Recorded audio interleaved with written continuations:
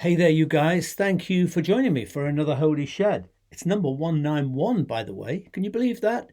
Which means that in a short while, I think somewhere in March, the Holy Shed will be 4 years old. And there was me thinking it might go on for a couple of months. And oh, by the way, should just mention, you know that we have shedsters all over the place around the world. Well, a very lovely regular person in the shed called Stephen, who lives in Christchurch down under in New Zealand, has actually catalogued all of the holy sheds from the beginning, which is incredible. I mean, people are all the time saying, oh, when did you do this and when did you do that? I haven't a clue. I've got no way of checking through that, but Stephen knows, and he shared that with me. So pretty soon, I'm going to work out how I can best publicize that, share it with you, so that you'll be able to go back and find anything that you might wish. He's included, incidentally, poems and pieces of art and music and things that are used along the way, not just the theme. So that's been amazing, isn't it? Thank you so much, Stephen. And we'll be taking advantage of your good work.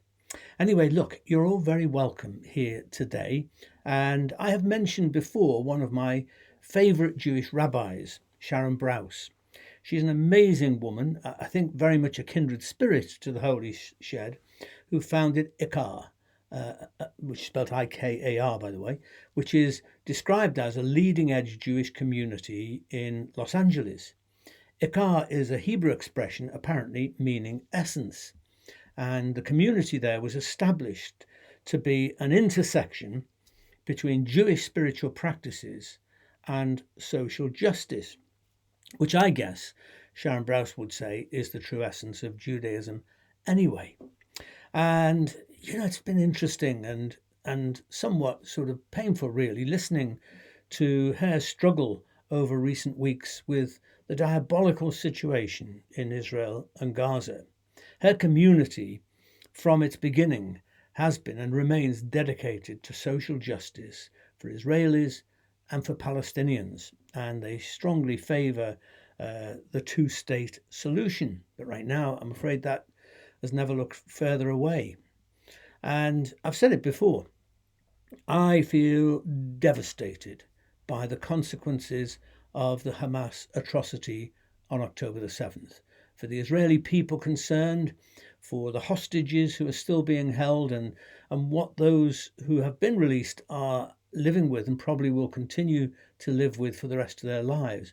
And also for Jews around the world who have subsequently suffered appalling anti Semitic abuse. It's just awful. I'm also utterly heartbroken for the Palestinian people of Gaza who are living in hell, whatever we can imagine hell to be. The survivors are, anyway. 23,000 people, we're told, have been killed in the Israeli attacks on Gaza, many of them women and children. So, having said that, I think we should just take a moment of quiet with a candle as our symbolic prayer for the whole situation and its wider consequences, which are still unfolding. So just take a moment of quiet and join me in reaching out in your heart to that awful situation and the various people who are suffering as a consequence.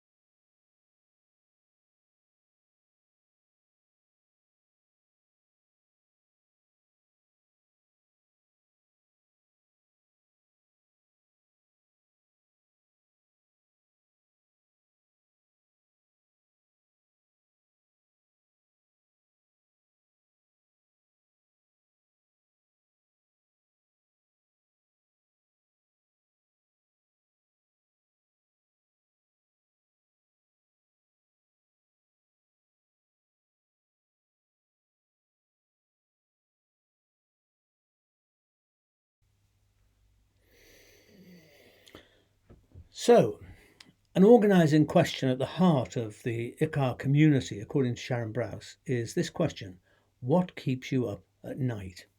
What are your fears and anxieties? What are the things in the world which concern you, perhaps give you panic attacks? But she recently suggested that maybe a better organizing question would be, what gets you up in the morning? In other words, what are your hopes and dreams? What sort of world do you want to live in that feels worth getting out of bed and working for in the morning? Well, these are two great questions, and she cleverly links the two with a story from the grandma of a member of her community who said this. She said, you can't escape the darkness, so you have to acknowledge it, articulate it, say it out loud, and then say, thank you, darkness. I won't be needing you anymore today because I have work to do and you'll only get in the way. I think that's wonderful. I think it's a wonderful formula for any time in life when things are gnawing away at us, keeping us awake at night. But it's especially poignant right now in our world when there is so much to keep us awake. So that's Grandma's advice. Don't try to deny your fears. Acknowledge them. Voice them in a safe place. But then move forward. There are things to be done, and fear and darkness is going to get in the way. Because fear is a paralyzing force. We all know this. Fear is a paralyzing force. If we give it room, it will bring everything to a halt. You can't be gripped by fear and be occupied basically with anything else. In effect, we stop living when we're gripped by fear or anxiety. We put life on hold, even though we're still going through the motions. We are, in effect, sort of empty shells in whatever it is that we're doing, because inside we're eaten up with this fear or anxiety, whatever it is that keeps us awake at night. Being the good rabbi that she is, Sharon Brous links this to the Torah, which is the heart of the Jewish Bible. It's what we call the Pentateuch, or the first 5 books of the Bible. And she links it in particular to the story of Moses at the beginning of Exodus, where at the start of chapter 2 of Exodus, we're told that Amram, the Levite, married a woman called Jochebed, and these two are the parents of Moses. But the ancient rabbis noticed a problem in the text. They often do, because having introduced the couple in the text, it immediately goes on to say, it says that they got together and that Jochebed conceived and bore a son, Moses. But hang on a cotton-picking moment, the rabbis would say. This couple already have 2 children. Aaron and Miriam are Moses's elder siblings. So what happened to them? What happened to the earlier part of this story before Jochebed conceived Moses? This was what the rabbis asked. The text seems so eager to get in and tell us all about Moses, this great leader, that it cuts out a vital bit of information in this story. So using the wonderful Jewish form of biblical interpretation called Midrash, we've talked about this in the Shab before, haven't we? It's where rabbis recognize problems with a text, a crack or a gap in the narrative, a voice that's missing, or whatever it is. And in their prayerful, scholarly way, imaginative way, they would fill in the space or look at the story from a different perspective. And the rabbis came up with this answer. According to their tradition, according to this Midrashic tradition, Amram was the leading scholar of his generation. And when he saw that Pharaoh decreed that all the boys be cast into the Nile, he proclaimed, "Are we laboring in vain? We give birth to sons who are going to be killed." And in that place of utter despair, he felt there was no point in anything. So he divorced his wife in despair, or at least ceased their intimate relationship. And all Israel saw this, the Midrash says, and the other men also divorced their wives. So it became a corporate act of despair to separate, to stop looking to the future. But Miriam, who was 6 years old at the time, she said, Father, your decree is harsher than that of Pharaoh. Pharaoh has only decreed against the males, but you have decreed against males and females. There won't be any women born, any girls born, as well as no boys. So recognizing this voice of wisdom, recognizing the prophetic voice, she was seen as a prophet in Scripture. Amram heeded his daughter, remarried Jochebed, and the rabbis say that's what we're reading about at the beginning of chapter 2. It's when they came back together, and all the other men of Israel followed suit, and it's then that Moses was conceived and born. So, as I say, the Torah seemingly chose to concentrate entirely on the birth of Israel's deliverer, and therefore didn't mention his two elder siblings.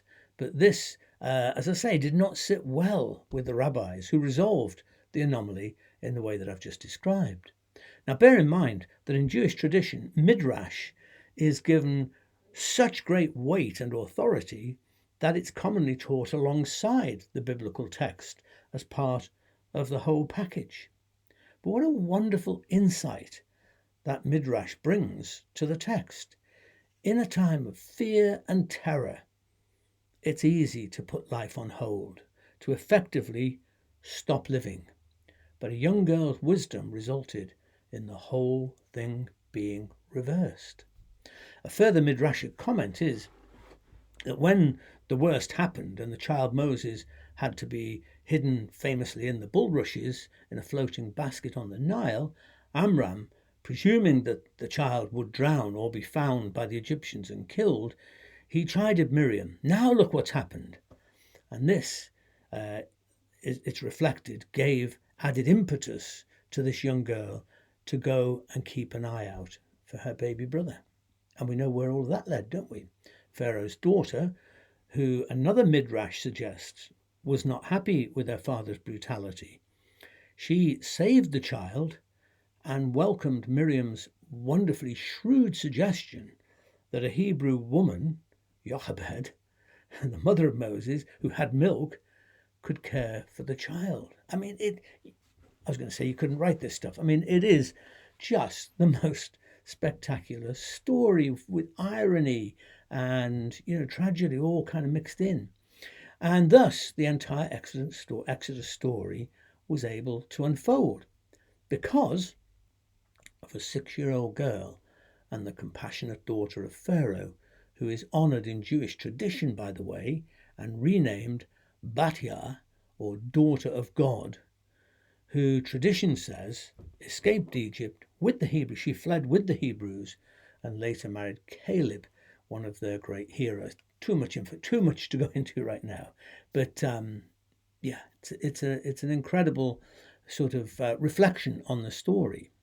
And I find it incredible that in the Bible, not the most inclusive of texts, the account of one of Scripture's greatest figures, Moses, hinges on a little girl, a rebellious princess, and a bit earlier, 2 defiant midwives who refused to kill Hebrew children at birth. OMG.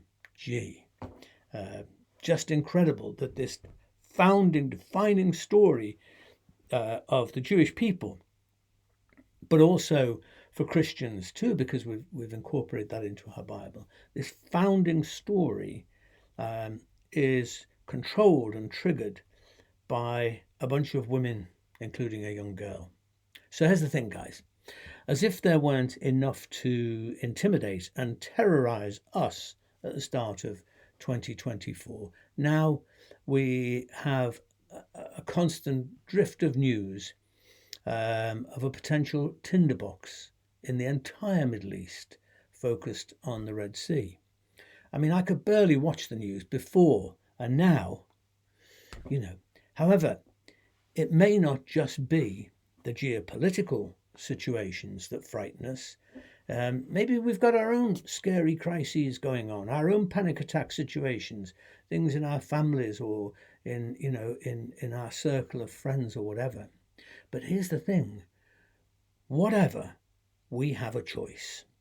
We have a choice to allow fear to paralyze us, cause us to hold our breath and stop living, cease investing in the future until whatever, stop imagining, stop hoping, or we can face our fears, acknowledge them for what they are, and then say, right, thank you very much, fears and anxieties, but I won't be needing you anymore today. I've got work to do, and you're just going to get in the way, which they will, of course. They do all the time.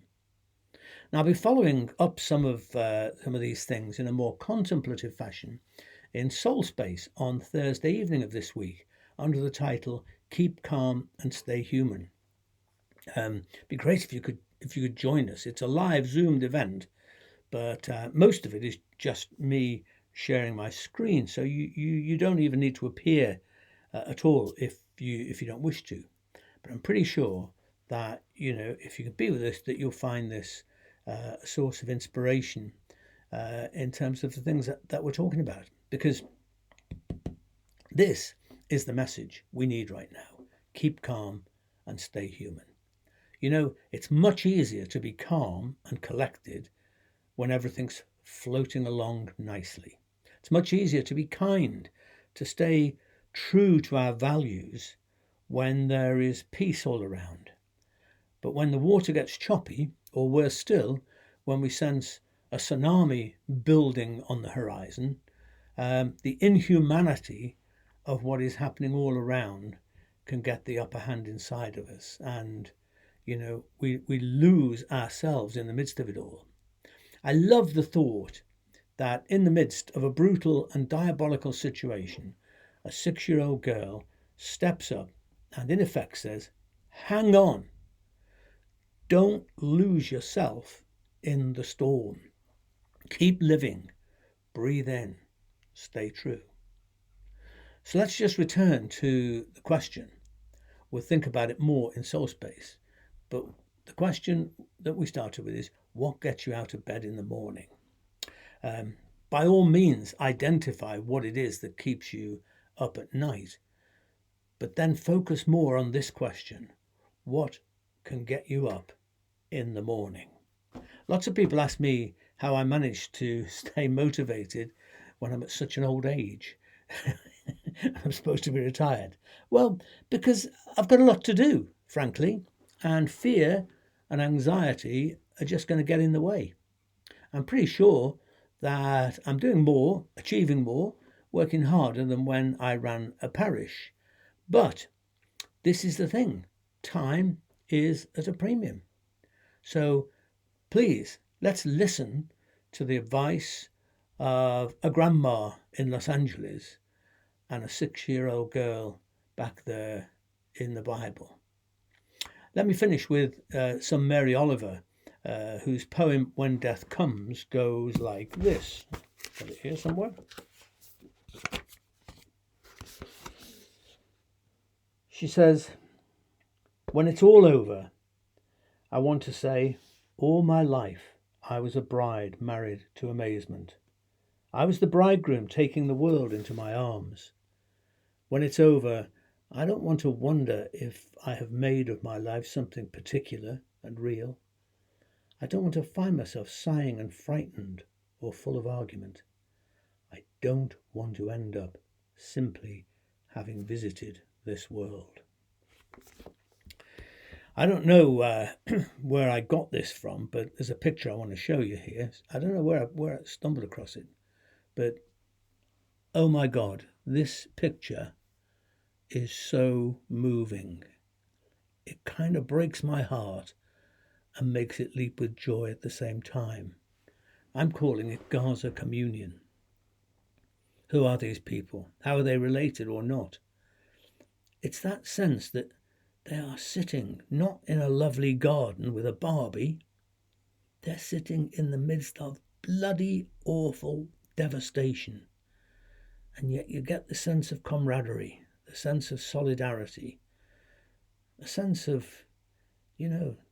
treating each other the way they want to be treated. Such a fabulous picture. God bless those people.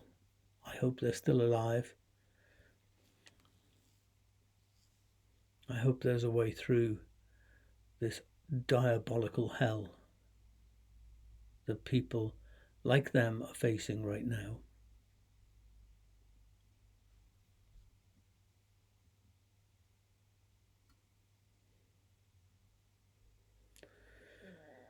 It's worth contemplating a lot more. Meanwhile, I have this prayer.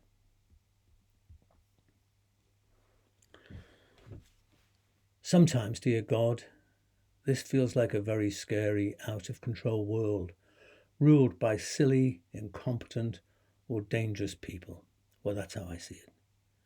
Meanwhile, undeserving fat cats prosper, while the vulnerable and the disadvantaged suffer, just because they are vulnerable and disadvantaged, and millions of others feel powerless to intervene. And all these conflicts, any of which could spark a geopolitical conflagration, while leaders appear to trust drones, missiles, and bloodshed more than the ancient solemn art of negotiating, empathizing, conceding, compromising, turning enemies into friends, or at least collaborators. I sometimes wish you really were the God that many claim, the superhero in the sky who, at will, could swoop in, fix Earth's troubles, beat up the bad guys, usher in utopia. Hey presto. But even if you could, that is not your way. Vengeance and so-called redemptive violence, defeating power with even greater power, that is too much like the world we long to see the back of. Save us, we pray, from leaders with small minds and mean spirits. Strengthen the hands of those of whatever political persuasion who imagine a different, better way to resolve Earth's problems. Fill us all with passion for kindness and justice, and empower us to hope against hope, to lean daily into another future. Your love incarnate.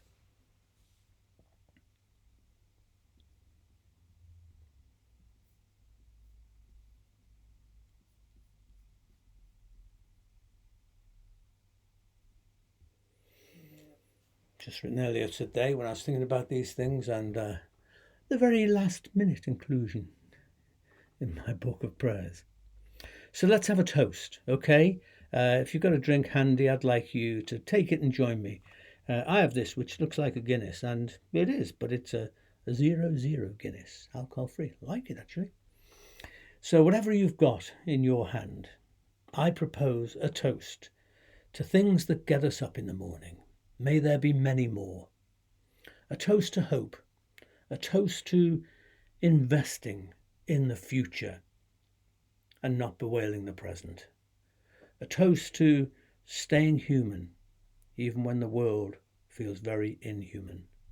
To life, l'chaim.